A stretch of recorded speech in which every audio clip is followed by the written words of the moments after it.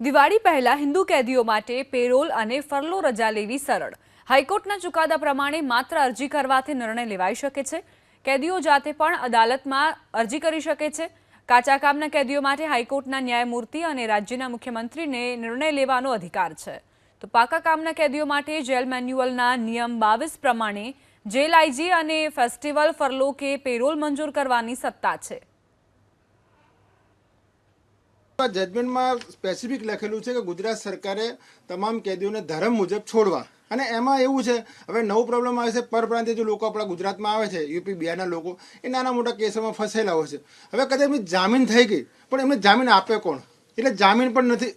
તમે કોર્ટે તમને આપી છે, લીગલ એમને તમને વકીલ મળ્યો, તમને જામીન ગ્રાન્ટ કરી, પણ એને જામીન આલ્યો કોણ? કે એ તો યુપી બિહારનો છે। એટલે આ જજમેન્ટમાં સ્પેસિફિક છે કે તમારે આમાં કોઈ જામીનની જરૂર નથી, સેલ્ફ બોન્ડ પર કેદીને છોડવા। આ જજમેન્ટનો મૂળભૂત એ જ છે। એટલે લીગલ અવેરનેસ જરૂરી છે।